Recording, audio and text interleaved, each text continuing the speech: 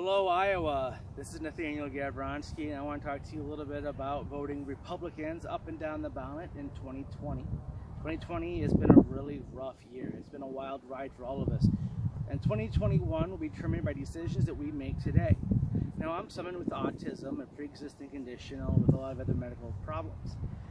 On paper, I would be the guaranteed Democratic vote, and I'm going to tell you the reason why I'm not. I don't want to live in a country, in a state, where everything is decided for me, where I can live, how I can work, how I educate myself or educate my family, how or when and where, if I can get married. I don't want to live in a country that determines that because of my conditions, I'm only allowed to do these specific things, and I'm only allowed to earn this much money, and I can only live here and here, and I'm only able to do this. I can only put so much effort into that. That's not a life that I want to live, and that's the life the Democrats are promising. Not freedom, not liberty, not quality of life and its pursuit of happiness. They're guaranteeing the bare minimum of existence. The Republicans are offering me much different options. They're offering me a chance to grow, to expand myself, my horizons, and my opportunities.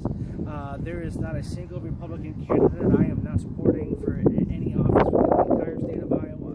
I want to live in a state that is what it is today. It's the #1 prepared state for any possible situation. We went through not only the pandemic, but we also went through the derecho on August 10th of 2020, and we came through it stronger than ever before. The state of Iowa is the #1 state prepared for any type of situation. We have the budget for it, we have the leadership for it, we are one of the best managed states in the entire country, and that's to know, to surprise people who know our great Governor Kim Reynolds and the dedication she has for the people of the great state of Iowa. I want to talk to you a little bit about the House of Representatives. We have 4 congressional districts here, and I work in constituent services. My main goal is to make sure that your voice is heard in Washington. Now, Article 1, Section 2 of the U.S. Constitution creates the House of Representatives. It is to be the closest part of the federal government to the average, everyday people for the term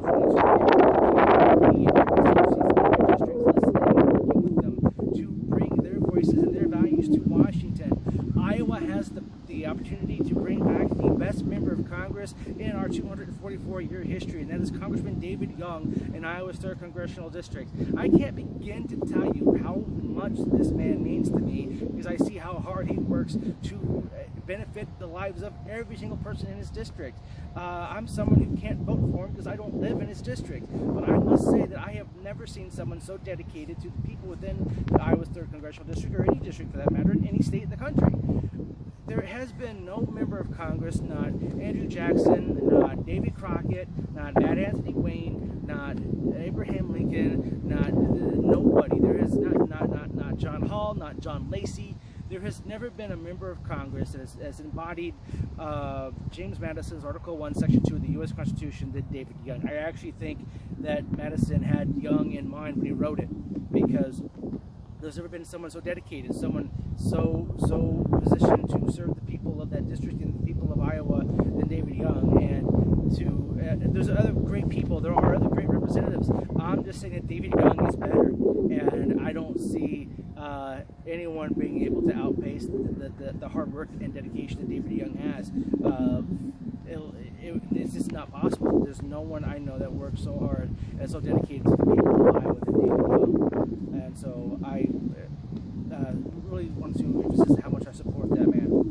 Congressional District 1, that's between Abby Finkenauer and Ashley Hinson. Now, I have no problem with Abby as a person. I've tried to work with her as a constituent advocate since she's been in office. The thing is that the turnover rate in our office is so high that every time I go take someone in there, I have to explain the whole story over again.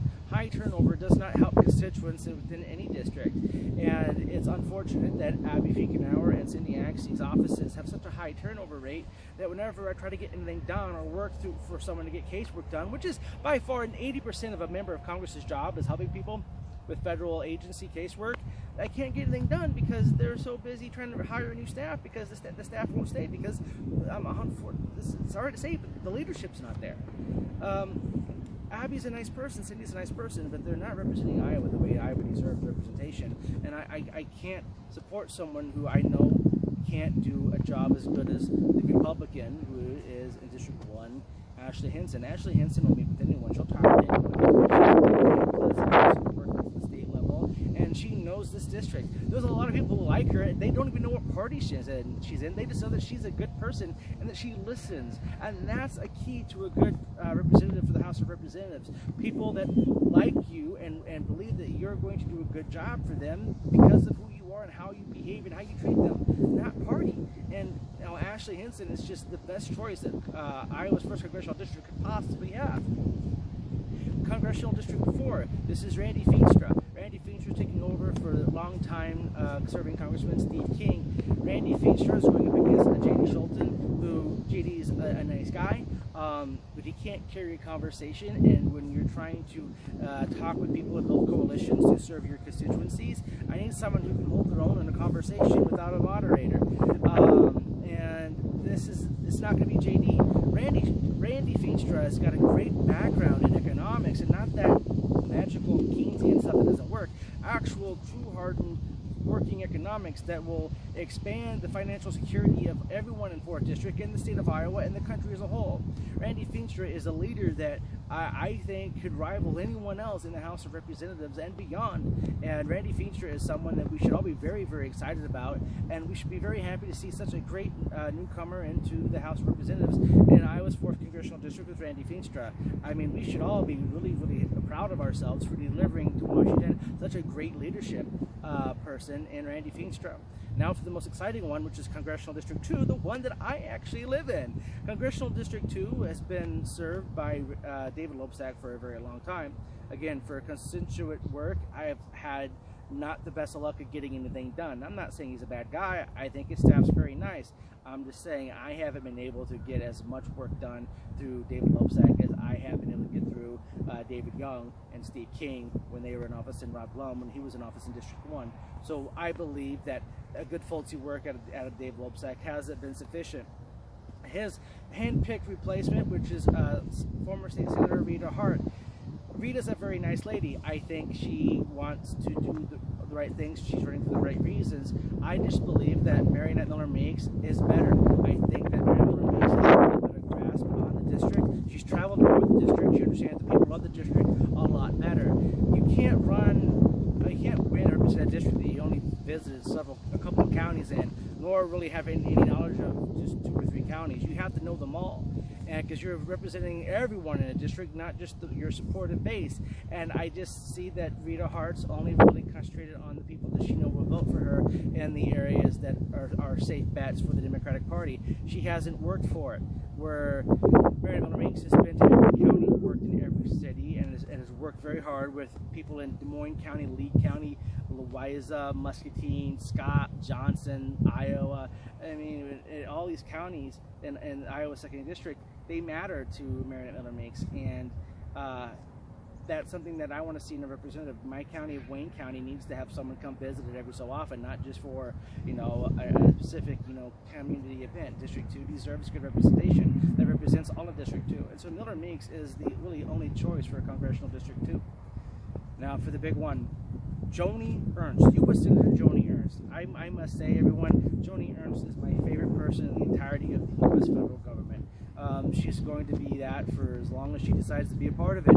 I've never seen someone so dedicated to helping people like me with the pre-existing condition and autism, to helping me help others be the better people they can possibly be. Joni Ernst cares about the people of Iowa. She visits every county. She talks to every community. She has a true heart of a leader and of someone who, again, knows sacrifice and knows what it means to put freedom on the line. Someone who's so dedicated to the life, liberty, pursuit of happiness as Joni Ernst is unrivaled across the U.S. Senate.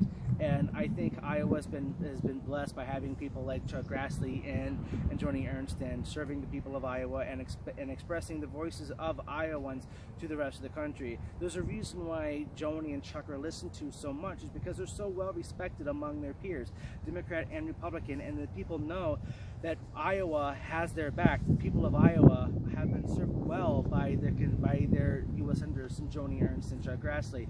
Joni Ernst is the only choice really for the U.S. Senate out of Iowa. Her opponent, Theresa Greenfield, hasn't traveled the entire state. She talks to people on Zoom meetings, and only if you're in a circle do you get invited to those. Theresa Greenfield is not running for the right reasons. It's very important that you run for the right reasons. If you're going to run for an office, or any type of political elected office, you have to run for the right reasons. Theresa Greenfield really just wants the title. She just wants the paycheck. She doesn't care about you at all. I don't think there's been any part of her campaign that's explained specifically what she wants to do to make people's lives better. Where Joni Ernst has literally returned your property rights back to you, to give you permission to do on your property what you need to do to be able to feed your family, with getting rid of the Waters of the United States legislation, to try to bring in and bring in government spending, because government agencies and bureaucracies have been spending money literally like it's on candy, just so they can keep their budgets going for next year. Joni Ernst has fought against that, bringing that fiscal conservatism back to the Republican Party that has been, kind of waning in the last several decades. Joni Ernst is seriously one of the nicest, sweetest, most dedicated people in the state of Iowa, and there's no one I would be more happy to support than Joni Ernst for any office, especially U.S. Senate. So, to the great people of Iowa, I want you to vote for the State House Republican, State Senate Republican. We have the best state leadership in the country, and I don't want to lose that. We have the best chance of having the best representation in the U.S. House of Representatives, and we have the best representation in the U.S. Senate, and I want to keep it that way. The state of Iowa, we are in a position to lead this country in every aspect, from the creation of non-agricultural labor hours, the expansion of our agricultural sector, the expansion of education, the growth of IT jobs, the growth of our economy, the diversification of our economy. We're going to be able to not only feed the nation, but fuel it. And that's because of our great Republican leadership in the great state of Iowa. And we are unrivaled.